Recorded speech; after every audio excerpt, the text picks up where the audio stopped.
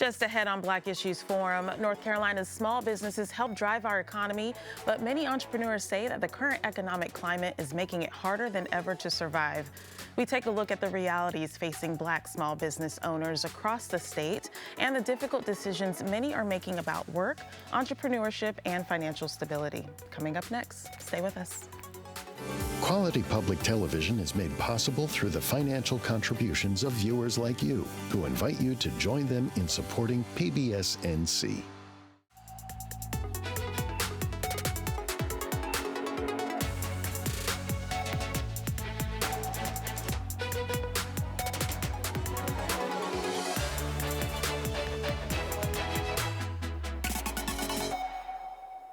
Welcome to Black Issues Forum. I'm Kenia Thompson. North Carolina's economy continues to grow, with new businesses opening and new industries moving into the state. But for many small business owners, especially Black entrepreneurs, the reality can look very different.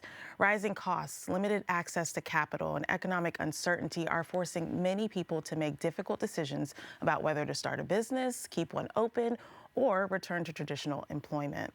In Durham, a new business listening tour is setting out to hear directly from the entrepreneurs navigating these challenges.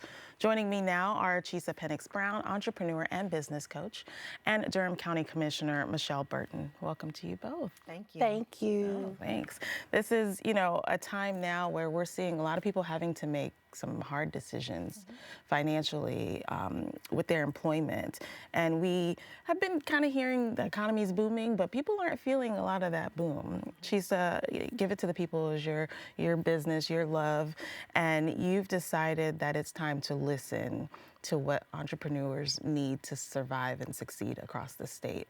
Tell us a little bit about the impetus of you starting this tour, and then what are entrepreneurs facing right now? Well, we started the business listening tour because I think that is the first thing that you have to do, is be intentional with finding out what people need. A lot of times the decision makers are not business owners.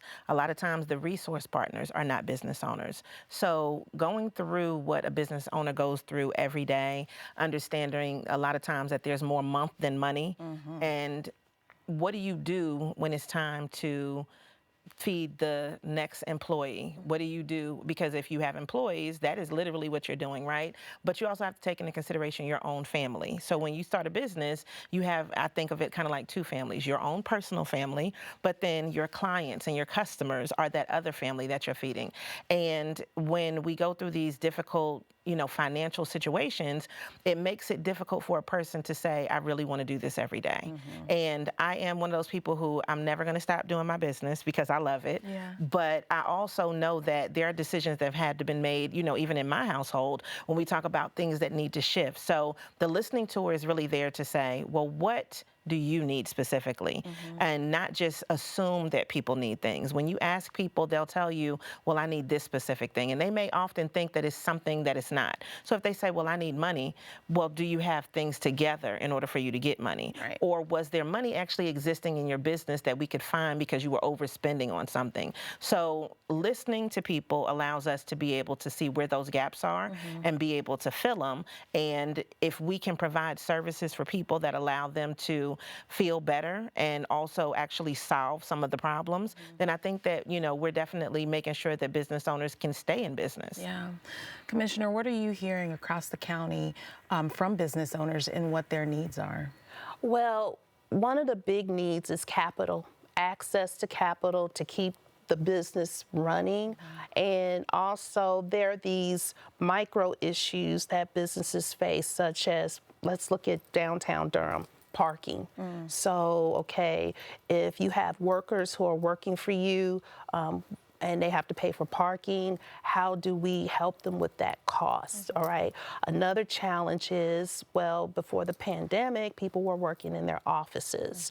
Well, now after the pandemic, people are working from home, so you don't have the foot traffic. So it's like, okay, how do small businesses become creative to draw people in to get the foot traffic. Right. And as a commissioner in my first term, I really wanted to listen to find out how Durham County government, how can we support small businesses to make sure that they're thriving and surviving in this market. Are we seeing people still choosing the entrepreneurship route with those barriers in place here and across the state? Yes. People really want to be business owners. They want to be entrepreneurs. And one of the things that I see here in Durham County has a history of business. You know, I often tell people, I'm a history buff. So when Durham County was formed in 1881, the city of Durham in 1869, those individuals who were tobacco magnates, they got tired of going to Hillsborough to record business. So they went to the legislature and said, we want to create this county to make it easier for us to do business. So yes, people still have that entrepreneurial spirit, and they want ideas, and they want to, you know, create businesses, particularly as a lasting legacy for their families, and do it and make it on their own. Yeah. Chisa, you know, entrepreneurship and becoming an entrepreneur was kind of like a fad or a cool thing to do for a time, especially during the pandemic. We saw that. Yes. Are we kind of celebrating the idea of entrepreneurship more than the actual entrepreneur? I think that it's been glamorized. I think that when you look at social media, we didn't have it always, and I think people take that for granted. So when they tell you that it's easy to start a business, that is true. It is easy to start a business, but maintaining it and being able to pay yourself and being able to get to the next level of being able to pay other people, those are drastically different steps that people have to really understand that there's a difference there. Now, I think that a lot of people are still enamored with the idea of entrepreneurship, and I think that it's great for a lot of people, but some people do definitely need to go to work, right? And just because you work doesn't mean you can't have a business on the side. Fair. So if you, instead of going to go get a part-time job, a lot of people are shifting to, well, let me start this business and do that on the side, because then you have that flexibility that's there that you wouldn't have with a part-time job. Yeah. But then there's still issues that arise, like you still need to pay yourself, you still need to pay taxes, you need to take those things into consideration to be a legal business. So I think that entrepreneurship is something that is a great thing. You know, it really is, but you just really have to see, where does that skill set align with, this is something that people are going to pay me money for, and I can run it as a business, because a lot of people are creative, a lot of people have great skill sets, but being able to run it as a business is a whole different thing. And once they understand that and embrace it and get the resources that they need, then I think that they can be successful for sure. Yeah. Commissioner, when we, you know, I think entrepreneurs have been tasked with the responsibility of being the backbone of the economy of whatever city, state that they live in. Is that a lot of pressure to put on an entrepreneur? Are they in this county, Durham County, and in the state, fulfilling that role of truly being the financial backbone? I would say definitely, in my observation, I've been in my role for a little over a year, and I'm clearly seeing where small businesses are the backbone of the economy. We are home, you know, Durham County is home to the majority of Research Triangle Park, and so we have these big companies here, and they do fuel the economy as well. But those small businesses come out of that. And so we really need them, not only in Durham County, but in counties across the state. And so as a elected leader, what I want to do is to figure out, how can government support small businesses? So how do government support? Well, one ways we support is supporting nonprofits that support small businesses. So giving them funding to help small businesses with their marketing or with ideas, or helping them find resources. Also working with the city of Durham, the county of Durham, the Office of Economic and Workforce Development, thinking about, okay, what can drive the economy, helping to fund Downtown Durham Inc. to help support small businesses in downtown Durham, the Durham Chamber of Commerce, the Durham Black Chamber of Commerce, funding these organizations to help businesses, small businesses, with the resources to help them thrive. So that's how county governments do that.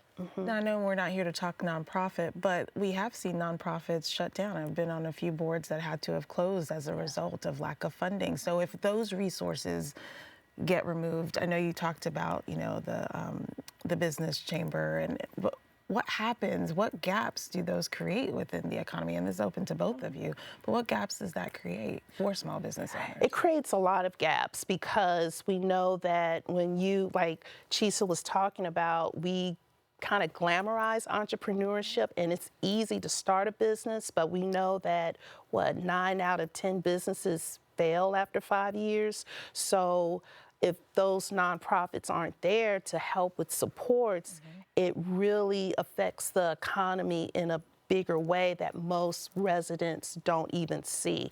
So the challenge for city and county governments is to figure out, where do we find the resources, the money to ensure those organizations are doing well so we can give the supports to small business owners. Well, I want to add on to that too, because even though, and what she's saying is 100% true, there are still for-profit businesses that are there to fill those gaps. So for instance, my company's not a nonprofit. We do have a nonprofit, but our main business is a for-profit.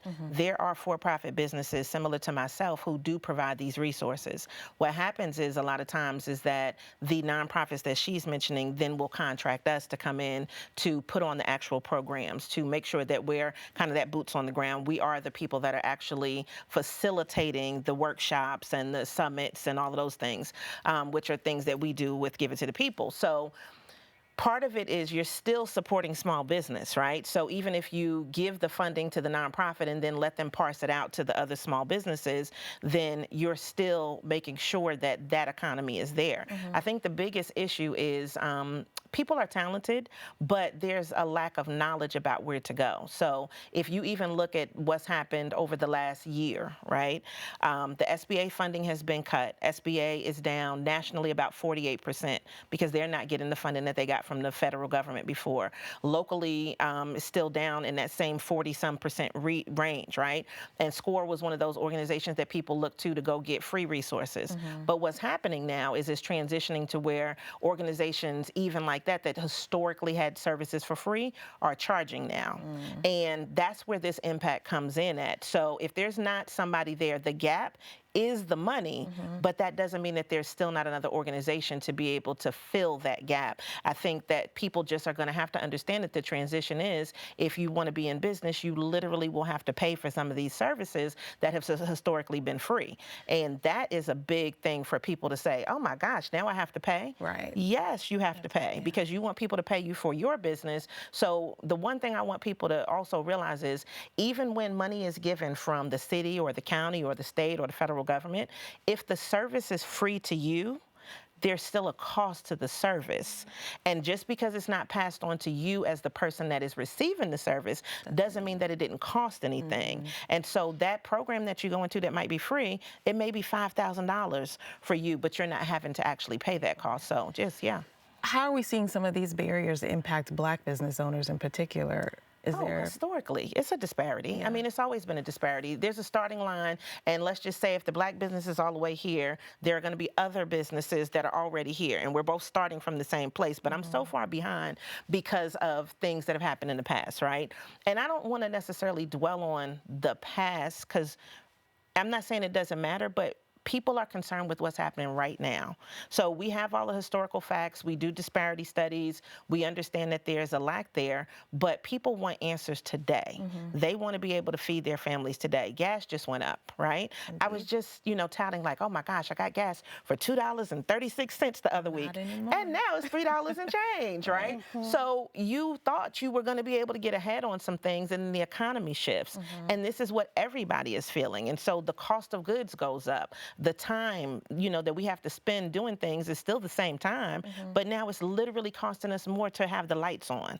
So is it worth being in business for yourself anymore? It is. Why? It always is, because I think that there's a value intrinsically that we have in achieving things. But I also think that with certain types of businesses, there's not necessarily a specific job that's out there that's going to pay you what your business can pay you.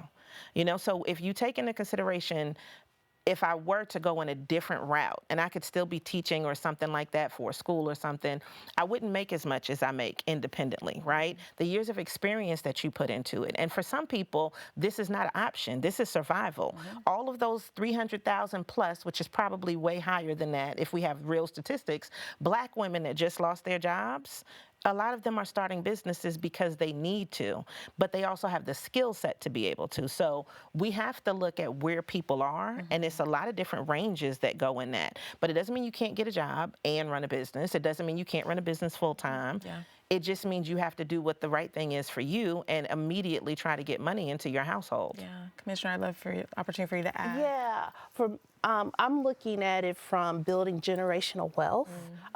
It's when you own a business and you're successful, that is what it does, especially particularly in the Black community. And thinking about my family, my grandparents owned 2 successful barbershops in Cumberland County, and they owned them for over 30 years. And to this day, my family is reaping the awards of that because they own the property, they own the building, and they were able to hire barbers. Right. And those barbers, as a matter of fact, when my grandfather retired from being a barber, he turned over the business to his head barber, and he ran it for another 20 years. Right. So that's why this is so important for me, because I've seen how if you're successful with your small business, how it can just not only help with the economy, it helps with generational wealth, it employs people, and it helps the greater community. My grandfather's barbershop was a pillar in the community right there in Fayetteville. So you've had one tour so far as of today's recording. You've got 6 more? 6 more. 6 more to go. So what have you heard so far, and what are you anticipating hearing? I think what we've heard so far has been kind of like a consensus on some of the things that are necessary, as far as like that we already mentioned, money, right? Money is always going to be a thing, but it is also people having the information that they need so that they can make better decisions. So when we're looking at the fact that things are spread out. You have all of these different counties. In the summertime, Mecklenburg County is about to raise their tax. There's a lot of things that people may not realize. So having the right information and not just the sensationalized information, doing things in the right order, I think makes a difference. Give me an example of right information versus sensationalized information. So if a person just tells you, well, go out there, and the first thing that you need to do is you just start your business, and you get your LLC, and then you go ahead and you just get your EIN number, and you just start that business. Okay, that is right, but what order do you need to do things in, right? And a lot of people tell you, well, get the EIN first. You really are not supposed to get the EIN first, because you actually need to see if you need the EIN.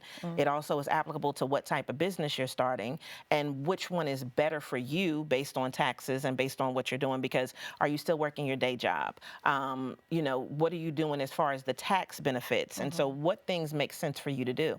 And so if you were starting a sole proprietorship, you wouldn't need to go get an EIN because you would use your social security number, right? So a person telling you that, and maybe your business doesn't need certain things, or maybe they need them at different times, or maybe you need to consider certain things based on where you're at in business and what you want to do going forward. Right. Things like that make a huge difference. And so having one place where you can also find that information makes a huge difference. So that's why we created our Give It, Get It platform, where we have our business membership so that people can get that information, and then we consistently send out emails. We consistently make sure that things are updated on the blogs, and it's statewide, so it's not just one area. So if you want want to do business in another area, you can still, be registered, of course, in the state of North Carolina, but now you know what's happening in that other county. Now you know where you can go to get contracts. Right. Now you know what you need to do if you're a retail business. So Give It, Get It is part of your Give It to the People yes. Resources that you provide through your business. What are other resources out there, Commissioner, that folks can go to? Well, one of the things that I'm really proud that Durham County government has is at our Durham County Library. It's a small business center. And again, that is using county dollars that our residents pay in taxes for our library system. And we have the small business center there that residents can go to who are wanting to start a business, to get ideas, to get information. And so that's one thing that we provide. The other thing is with Durham County government, the people in the procurement office do workshops about, okay, if I want to be one of the vendors that Durham County government uses, they can learn how the process works to be on the list of vendors, because that is a process. Even if you want to be a vendor at the state level, you have to be in the procurement system. Right. So offering that as a service, and also just like I said previously, funding nonprofits. That's what we do. We fund nonprofits to help with small businesses wanting to get informations, resources, knowledge, skills, and really just, and the list, I just want to say with the listening tour, the reason why I'm working with Chisa is because I want to hear from small business owners about the challenges. So when I'm having conversations, because at my level, I'm a policymaker. So if I'm hearing about the challenges, then I can go to my colleagues, I can go to county staff and saying, hey, what are we doing to help, to support, to grow this economy? So let's talk a little bit about the listening tour. I want to pop up the dates so folks can see it. It will go through April. The intention is, though, to go throughout the state. This is just through Durham right now. What can be expected? Show up at this listening tour. I'm having a hard time as an entrepreneur. What can I expect? Well, one thing I want to tell people is we can't solve everybody's problems. So I don't want people to come with the expectation that that's going to happen that day. It is really literally to listen to see what you need. But when we kind of crowdsource resources, when we know that other things are happening, when we know who we can connect you with, then hopefully it will be a solution to some of the problems that you have. So when people show up, they should expect that they'll be able to talk for about 3 to 5 minutes to, really let us know what is your issue, what do you need help with, and then if there are resources that other people in the room have, then they can write them on the board, they can give you a contact immediately, and then connect you with who you need to be connected with. The other thing is that we do want them to also join the membership, because then they'll consistently get information and also be able to reach other members online to be able to connect with them. Because I think one of the biggest things is it's not necessarily like who you know, but it's also who knows you. Right. And when people are looking for specific things in business, oh, well, I know somebody that can do that, So like, for instance, I just talked with a person that was like, well, our cleaners at the apartment complex, they're not doing XYZ, and so we're looking for new cleaners. But then we have a member, it sparkles, it shines, it cleans, that we can recommend to people. So now, that you don't connection. have to be a member to be part of the tour. No, it's you free can to definitely come and be part of the tour for free.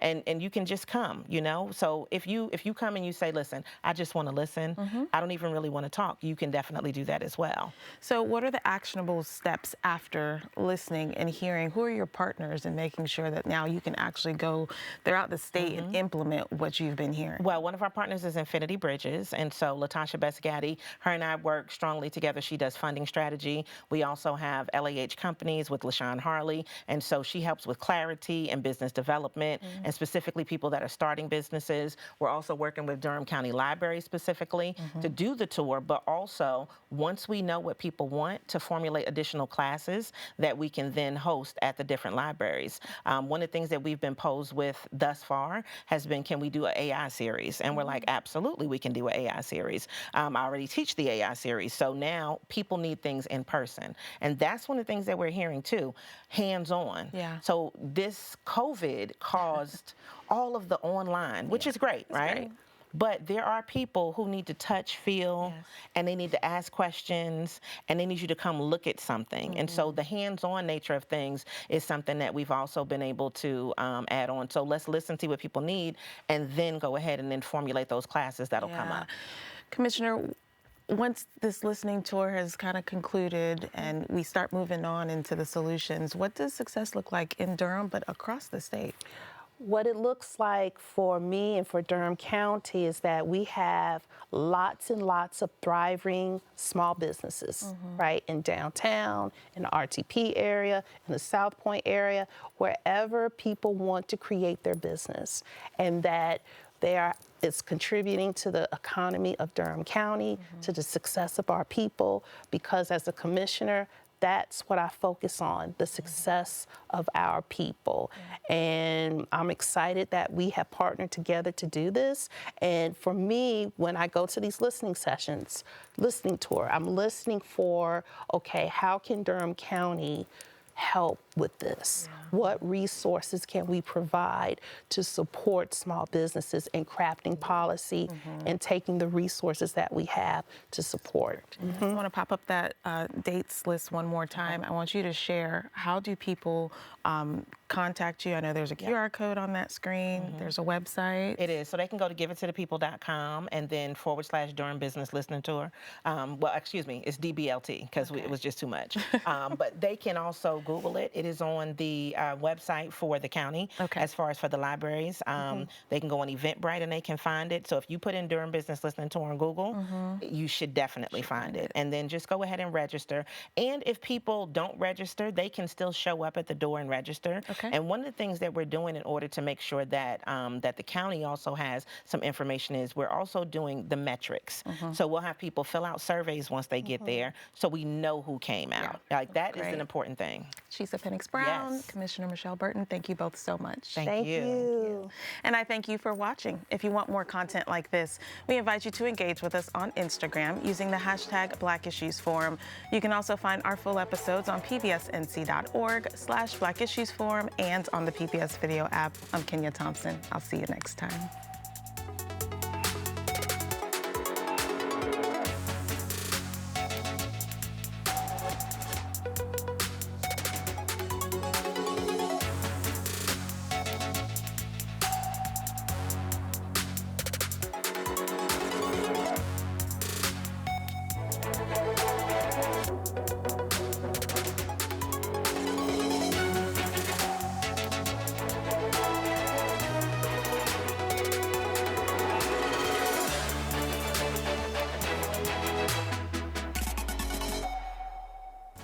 Quality public television is made possible through the financial contributions of viewers like you, who invite you to join them in supporting PBS NC.